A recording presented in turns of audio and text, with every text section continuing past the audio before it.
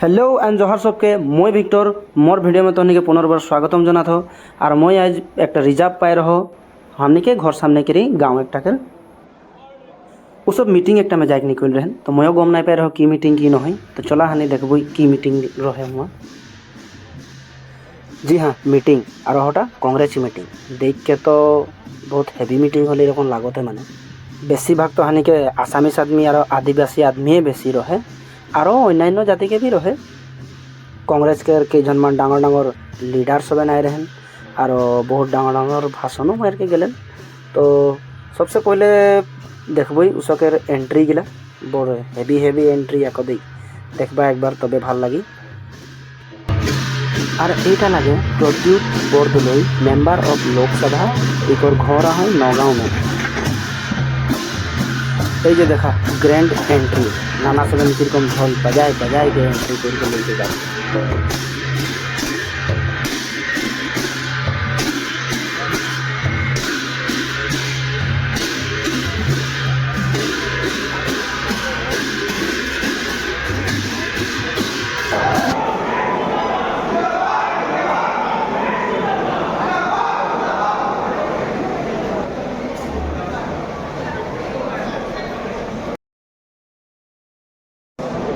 এখন দেখা আরেকটা आदमी के एंट्री हुई जेकर नाम लगे पवन सिंह घाटुआर।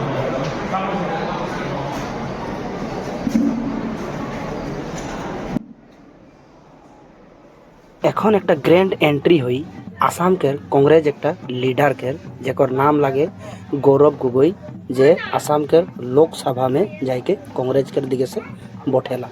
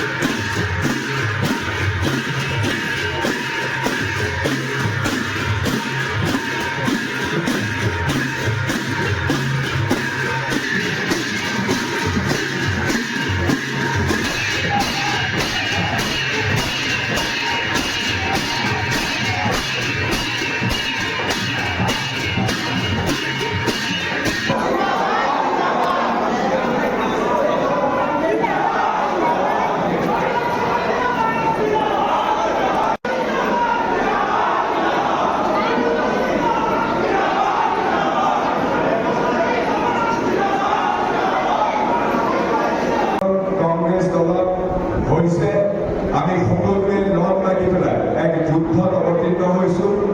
কাৰণ অসমৰ মুখ্যমন্ত্ৰী হিমন্ত বিশ্ব শৰ্মাই এতিয়া এনেকুৱা ধৰণৰ বীজ বাষ্প ছটিয়াই আমাৰ অসমৰ জনজীৱন ধান বান কৰিব খুজিছে যে এতিয়া আমাৰ মানুহক আমাৰ অসমক তেওঁ আগলৈ লৈ নাযায়, তেওঁ আমাক মধ্যযুগীয় কিছুমান চিন্তা চৰ্চাৰ সৈতে তেওঁ পিছলৈ লৈ যাবৰ কাৰণে ষড়যন্ত্ৰ কৰিছে।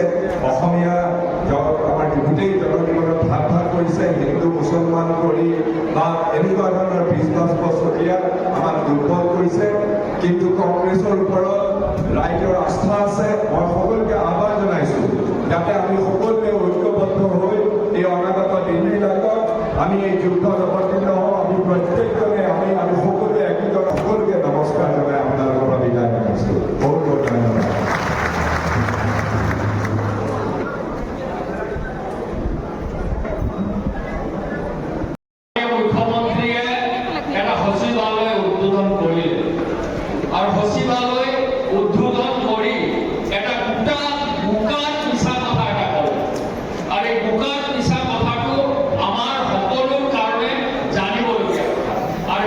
स्पीच तो बहुत दिले किंतु सब स्पीच गिला मैं कैप्चर नहीं करलो और ये भिडियोटा में नहीं दिल कहे कि सब स्पीच गिला जो सबकार जो देम हले तो बहुत लंबा होगी।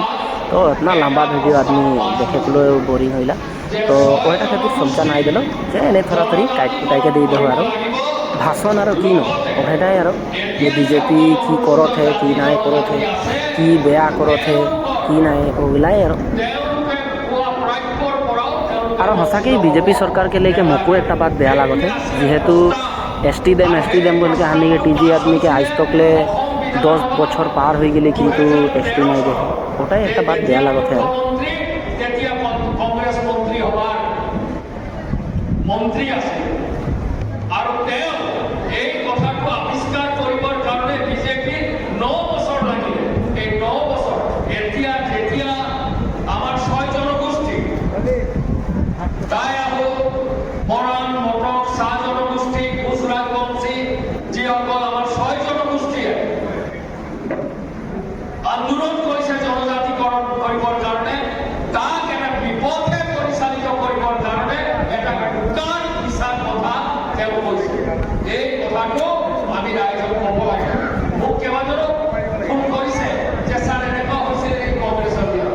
মই গৈ পাৰ্লামেণ্টৰ এই আমি যিটো কমিটি হৈছিলে সেই কমিটিত ময়ো মেম্বাৰ আছিলোঁ। আমি এইটো ৰয় প্ৰধানী বুলি এজন MP আছিলে, তেওঁ চেয়াৰমেন আছিলে, ময়ো মেম্বাৰ আছিলোঁ। তেতিয়া আমি 6 জনগোষ্ঠীক জনজাতিকৰণ কৰিব লাগে বুলি আমি ৰিকমেণ্ডেশ্যন কৰিছিলোঁ।